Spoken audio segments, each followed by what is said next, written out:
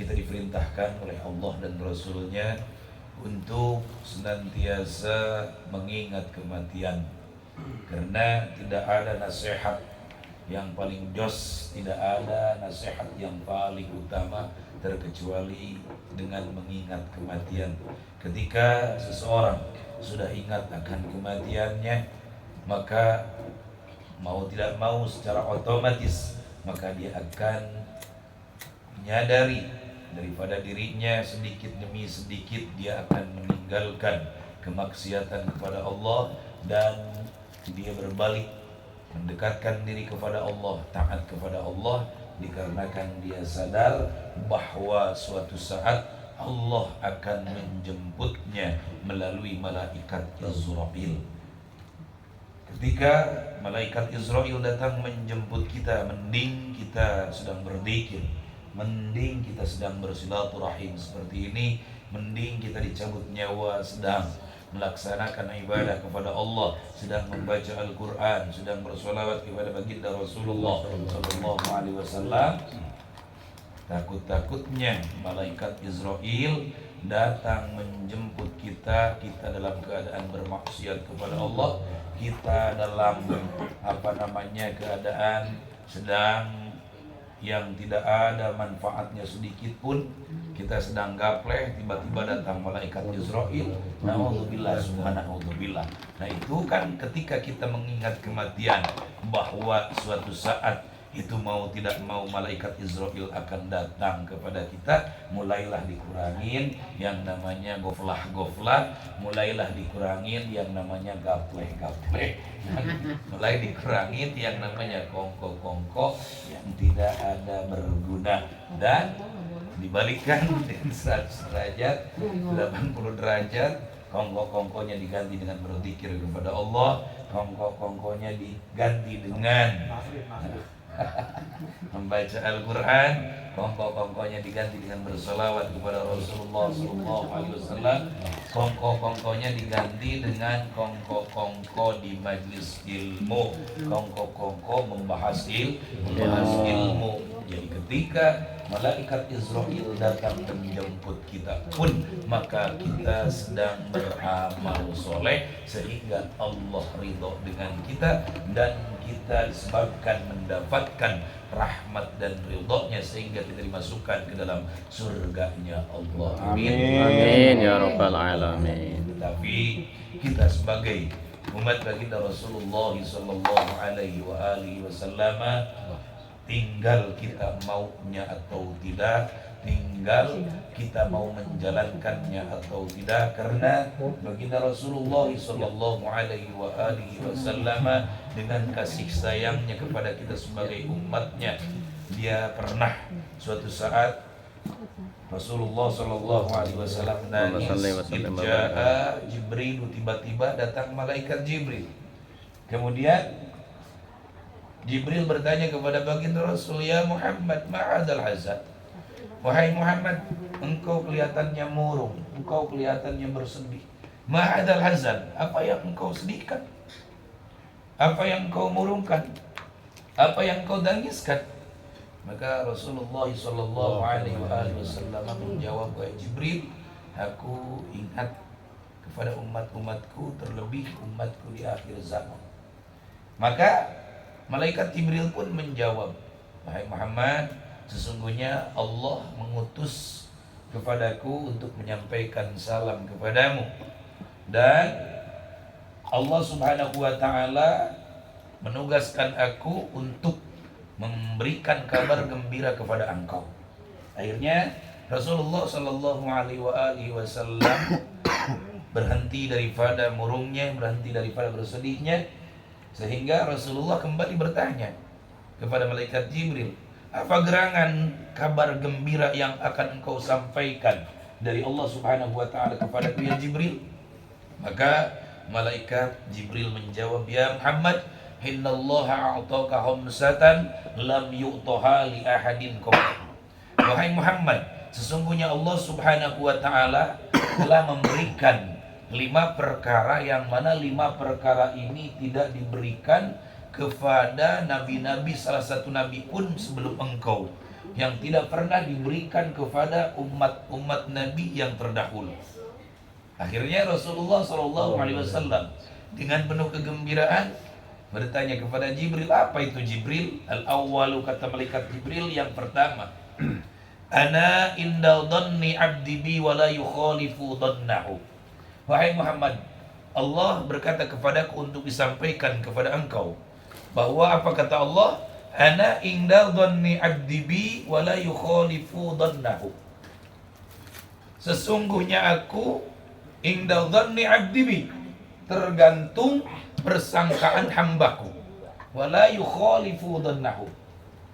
Jadi yang pertama, Allah berikan kepada umat baginda Rasulullah sallallahu alaihi wasallam itu adalah tergantung kita bagaimana prasangka kita kepada Allah Subhanahu wa taala.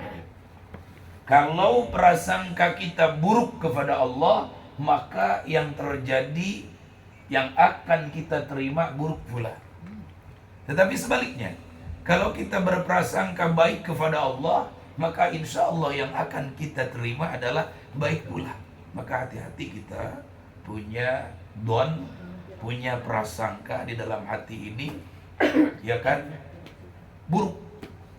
Karena ada dua amalan, di mana dua amalan ini tidak ada yang bisa mengalahkan dua amalan tersebut. Apa yang pertama? Husnudzanni billah. Yang pertama adalah baik sangka kepada Allah Subhanahu wa taala. Kita jangan cepat-cepat menuduh Allah. Kita bersangka kepada Allah, Allah enggak sayang kepada saya, padahal saya berdoa terus-terusan. Sampai mulut ini berbusa, tapi begini-begini aja lah. Ampun, ya kan? Itu artinya berburuk sangka kepada Allah. Allah ternyata berat sebelah. Giliran tetangga saya yang nggak pernah ke masjid-masjid acan, yang nggak pernah ngaji-ngaji acan, tapi masya Allah kehidupannya sejahtera, kehidupannya makmur dan sebagainya. Berburuk sangka kepada Allah. Yang kemudian yang kedua, amalan yang tidak ada satu amal pun yang mengalahkan amalan ini apa? Berbaik sangka kepada seluruh manusia. Jadi kadang-kadang kita ada orang lewat, jangan-jangan maling, ya kan? Hati-hati ya, berburuk sangka kepada orang lain, Karena Nabi mengatakan begini, seandainya dari kalian ketika bangun tidur tidak menyimpan rasa kebencian kepada siapapun saudara kalian, tidak ada buruk sangka kepada siapapun saudara-saudara kalian, tetangga kalian, maka lakukanlah, karena itu adalah termasuk daripada sunnahku. Rasulullah Shallallahu Alaihi Wasallam tidak pernah berburuk sangka kepada siapapun. Rasulullah Shallallahu Alaihi Wasallam tidak pernah menaruh rasa benci kepada siapapun. Kadang-kadang kita masya Allah benci sampai ke ubun-ubun, ya kan? Ayo terus diingat-ingat itu rasa benci. Hati-hati dengan rasa benci itu.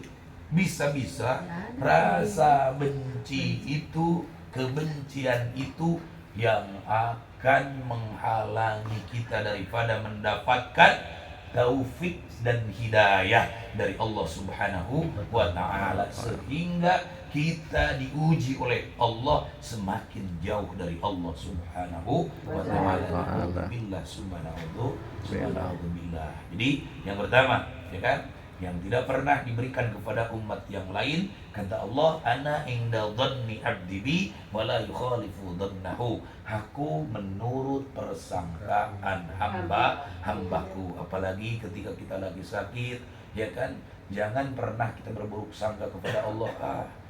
Saya sial amat gue ini. Saya dari dulu juga tukang maksiat, dari dulu juga nggak pernah sholat. Jangan-jangan Allah enggak maafin saya, jangan-jangan Allah enggak mengampuni saya. Ya, jangan sampai seperti itu. Karena selagi kita memohon ampun kepada Allah, maka Allahu Ghafurur Rahim. Allah Maha Pengampun. Kemudian yang kedua, Man satara akhahu fid dunya yaqdah lahu yaumal qiyamah. Barang siapa yang suka menutup aib saudaranya ketika dia berada di dunia, lam yaqdah yaumal qiyamah, maka nanti dia tidak akan dipermalukan di hadapan orang lain oleh Allah Subhanahu wa taala di hari kiamat. Artinya aib-aibnya ditutup oleh Allah. Kenapa? Karena pada saat di dunia dia senantiasa menutup aib, kesalahan orang lain. Hati-hati ya. Takut nanti kita di yaumil qiyamah, Masya Allah, kita ditelanjangi oleh Allah sehingga aib kita dibuka di hadapan semua makhluk Allah, yang mana itu malunya bukan main. Kalau malu di dunia cuman 2 bulan 3 bulan selesai, ya kan? Tetapi malu di akhirat, apa yang terjadi? Saking malunya ini, siksa rasa malu saja, ada berasa malu saja dari Allah. Saking malunya kita ketika aib kita dibuka oleh Allah di hadapan seluruh makhluk, maka kulit muka ini kita berjatuhan. Ya Allah, saking takutnya. Kalau di dunia mungkin cuman merah saja muka kita, ya kan? Nggak keluar rumah paling sebulan, udah 2 bulan 3 bulan selesai, orang udah nggak ngomongin lagi. Tetapi malu di akhirat, na'udzubillah, subhanallah. Maka hati-hati kita, jangan sampai dan jangan suka menguar-nguar aib saudara kita. Jangan sampai kita membicarakan daripada aib saudara kita, agar agar kelak nanti di yaumil qiyamah aib kita ditutup oleh Allah Subhanahu wa taala. Nah, ini kan suatu fasilitas dari Allah yang Allah berikan kepada umat baginda Rasulullah SAW. Tinggal kitanya saja mau apa tidak melaksanakannya. Jadi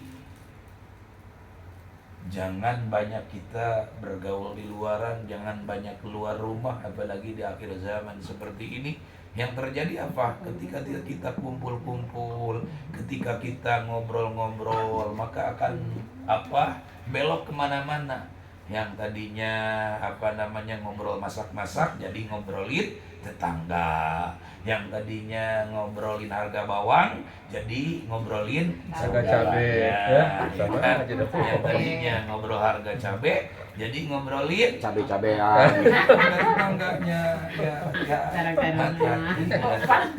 Karena itu sudah rumus. Kita nggak boleh kumpul. Ya, kumpul artinya kumpulan yang nggak ada gunanya, kongko yang tidak ada gunanya. Bukan kumpul ngaji seperti ini, bukan kumpul baca Quran, bukan kumpul berzikir, ya. Tetapi kalau kumpulnya kita hanya kongko saja, lama kelamaan pasti akan belok kemana-mana.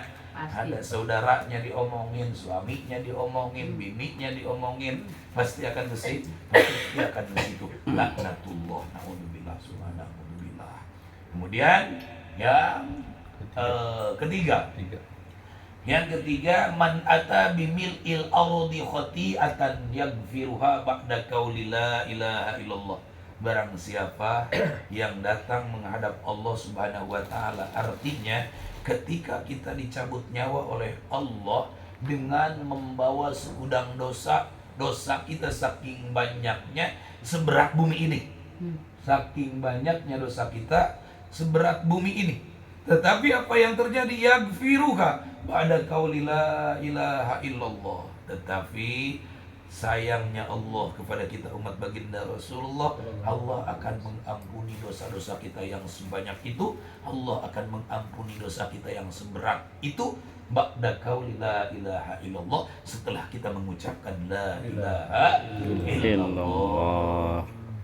Bagaimana agar lisan kita pada saat sakaratul maut bisa mengucapkan kalimat thayyibah la ilaha illallah? Maka biasa dari sekarang pada saat kita hidup mengucapkan kalimat thayyibah tersebut. Karena kata Nabi, man kana akhiru kalamihi la ilaha illallah dakhala jannah.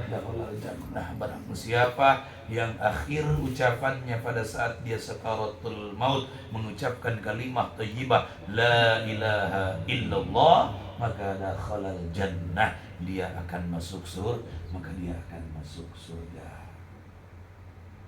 Bagaimana kalau kita melihat sahabat baginda Rasulullah sallallahu alaihi wasallam Qamah, yang memang dia notabene-nya adalah ahli ibadah, yang memang dia notabene-nya adalah sahabat baginda Rasul, tetapi kenapa pada akhir hayatnya, pada saat sakaratul mautnya, lidahnya berat, lidahnya keluh untuk mengucapkan kalimat thayyibah la ilaha illallah? Dikarenakan apa? Dikarenakan dia durhaka kepada orang tuanya. Jadi kita durhaka kepada kedua orang tua kita juga menyebabkan kita tidak bisa mengucapkan kalimat thayyibah la ilaha illallah. Ketika orang tua kita masih ada di dunia ini, maka berbuat baiklah, berbaktilah kepada mereka. Bagaimana kalau orang tua kita sudah tiada semuanya? Maka tidak terputus yang namanya birrul walidain, sebagaimana Abu Darda bertanya kepada Abu Dar bertanya kepada Rasulullah sallallahu alaihi wasallam, wahai Rasul, engkau berbicara tentang berbakti kepada kedua orang tua sementara kedua orang tuaku sudah tiada. Apakah saya masih berkewajiban untuk berbakti kepada kedua orang tua? Apa jawab baginda Rasulullah? Engkau masih berkewajiban untuk berbakti kepada kedua orang tua. Dengan apa? Mendoakan kedua orang tua kita. Yang pertama dengan mendoakan mereka. Dengan mendoakan mereka, Rabbighfirli wa liwalidayya warhamhuma kama rabbayani shaghira. Kadang-kadang kita lupa ya, habis sholat terus, setiap habis sholat, habis azan baca doa Rabbighfirli wa liwalidayya warhamhuma kama rabbayani shaghira. 5 kali itu habis azan, bukan hanya doa azan saja ya kan. Setelah azan kemudian baca doanya, kemudian baca Rabbighfirli wa liwalidayya warhamhuma kama rabbayani shaghira. Kemudian setelah selesai sholat baca doa untuk kedua orang tua kita, agar kita menjadi orang yang berbakti kepada kedua orang tua. Kemudian yang kedua, kalau kita berdoa juga tidak bisa, baca Quran juga tidak bisa, maklum ya kan, dulu di ngajiin sama orang tua, di pengajian kabur mulu, akhirnya kagak bisa ngaji ya kan. Terus bagaimana? Sedekahin ya, sedekahin orang tua kita yang sudah tiada atas nama mereka.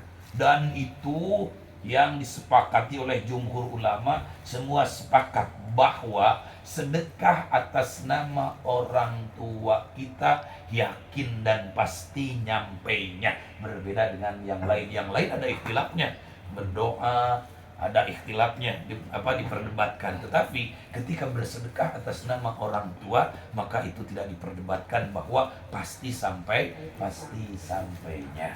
Amin. Jadi yang ketiga tadi, man ata bimil'il ardi khati'atan yaghfiruha ba'da qauli la ilaha illallah. Kita jangan takut ketika kita membawa dosa sebanyak-banyaknya, berat bumi ini, tetapi pada saat sakaratul maut kita, lisan kita bisa mengucapkan kalimat thayyibah la ilaha illallah, maka dosa-dosa tersebut akan diampuni oleh Allah Subhanahu wa taala. Dengan catatan tadi kita ingat ya, jangan berbuat dosa, apalagi dosa kepada kedua orang tua, apalagi dosa kepada suami. Nanti berat mulutnya, berat lisannya, tidak akan bisa mengucapkan kalimat thayyibah.